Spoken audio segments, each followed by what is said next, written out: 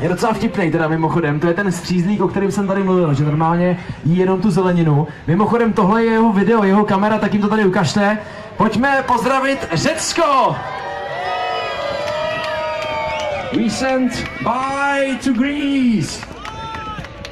Ahoj in Czech, ahoj! Ahoj Řecko, ahoj Řecko!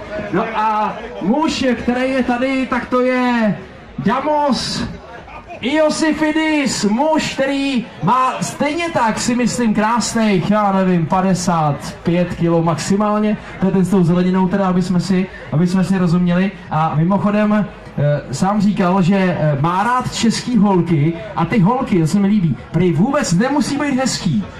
Takže stačí, že prostě jsou český a už tím jsou hezký. Jinak s povídáním začal před rokem a půl, kamarád mu řekl, že prej by to měl zkusit, tak to zkusil a od té doby se tím chce živit. Takže proto i dneska tady u nás v České republice. Hello Damos, welcome in Czech Republic. Ciao plazaňáci. Jo tak pozor!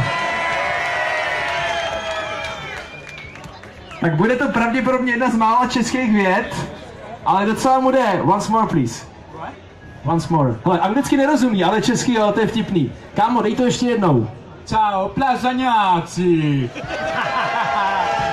Ne, já si dělám srandu, on opravdu česky neumí, ale jinak je výborný. Možná teda pojďme v rámci překladu se zeptat Damose, proč vlastně přijel do České republiky, protože my už víme, že mu to poradil kamarád, ale nás by zajímalo, co ho motivovalo se opravdu v Řecku sebrat, skočit na letadlo a přijet do České republiky na mistrovství světa v pojídání gigapici.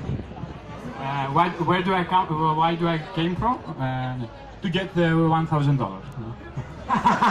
Tak říká, že vlastně ten hlavní důvod je $1,000, tak teď už tomu asi rozumíme, ok, thank you so much. Tak to je Damos Iosifidis, no a muž, který je jedním z těch velkých mužů, a to doslova v rámci téhle soutěže, tak to je muž, dobře poslouchejte, se účastnil 381 těchto food challenges, tedy těch soutěží jídla, soutěžil v pojídání v 10 zemích. Konkrétně 38 státech dokonce, má rád cestování, je svobodný, má rád český holky, ale musí být hezký. Jmenuje se Randy Santel. No a protože i Randy tady má svoji kameru, tak to musíme vlastně taky pro jeho YouTube kanál, který má speciální, odstartovat. Možná pojďme se mezi lidi. Hello to America, this is Pilsen, this is Czech Republic, say hello! This is Eat. Dva muže, kteří v rámci kontroly tohoto procesu jsou tady. Jedním z nich je arbitr Lukáš Černý, což je muž, který se pozná na první pohled už proto, že dostal svýho jména. A Lukáš Černý je hlavně amici a Řekové, aby zjistili, že Plzeň je opravdu bouřlivá. A já vím, že je bouřlivá, takže co? Výborně. To je málo. Umíte to víc, já to vím. Takže co? Tak zase ještě přijde Argema, tak neblbni, viď, aby potom ještě... Pojďte pomoct.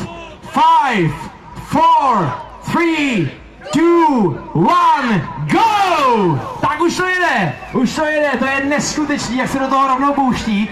Já jsem sledoval Randyho, jak rovnou prostě vdechnul tu první část pici. Tady už je první zapíjení. Jinak sleduju i vedle Damos se toho kopil stejně tak. Randy je pravda o něco rychlejší, ale tady vidím vedle, že i Tomáš to je na tom hodně podobně. Vedle Roman Kováč, tady druhý muž z vašeho pohledu zprava, tak ten je v lehkém závěsu hnedka za nimi. Martin na kraji už dokonce načíná druhou část, druhý kousek, teď ale i Randy. Akorát, že Martin si ještě nechal trošku těch okrajů, ty jsou pravděpodobně až nakonec. Podobnou strategii má i Kamil Hamerský, který si taky nechal okraje až na tu další část v rámci soutěže. No a mrknu i tam úplně na kraj vlevo Vašek, to nespokojený, ale to už...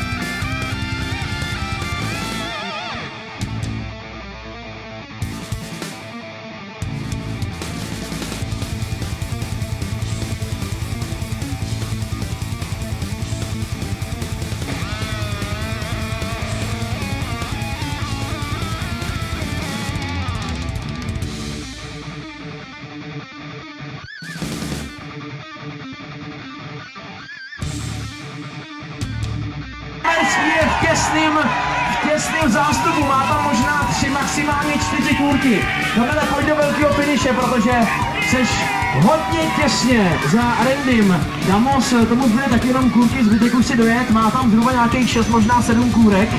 No a dokonce úplně vlevo, Mensa Kolář, na tom není vůbec špatně, teďka chytil pravděpodobně druhou mízu a souká to tam velmi statečně.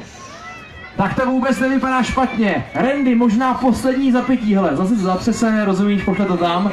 A dojídá poslední část svojí pici, opravdu už jenom drobky, už za chvilinku budeme zastavovat čas. Poslední kousky Randyho pici.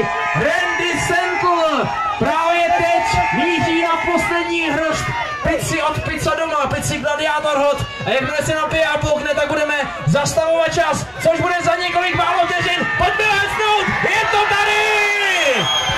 Dámy a pánové, čas naprosto neskutečný. Randy Sentl je oficiální mistr světa v pojídání gigapici. Randy is the winner! First time in Czech Republic and his official man of Pizza Doma.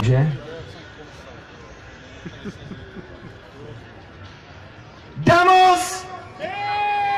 Ice Point, nebo Hero, Damos, ano, místo třetí je Damos Iosifidis, to je muž, který sem dorazil až z Řecka, muž, který nakonec se dobojoval na tu třetí pozici v pohodě, ale já to mám kečup, mě to nevadí, ale já jsem tady od toho. Tak velká gratulace, pojďme ještě jednou všem borcům, ať už to je muž na místě třetím Damos Iosifidis, anebo na místě druhém Kamil Hamerský, anebo náš absolutní vítěz Randy Sentl, muž, který je oficiálně mistrem světa v pojídání gigapici od Pizza Doma, tedy pici Gladiator Hot. No a teď teda poprosím Míru Vlčka, protože teď přišel tvůj čas na předávání toho krásného malého balíčku, protože teď se budou předávat peníze. Není to krásný? Ty druhý dvě ceny, ne? Nebo? Můžeme rozhodně, určitě. Místo třetí je Damos Iosifidis, tak tady budeme předávat dárkovou poukázku, stejně tak ji získává i Kamil Hamerský. Je to samozřejmě poukázka na velkou pizzu. Jo, je to metrová pizza, protože vidíme, že máš chuť, tak aby si mohl něco dát.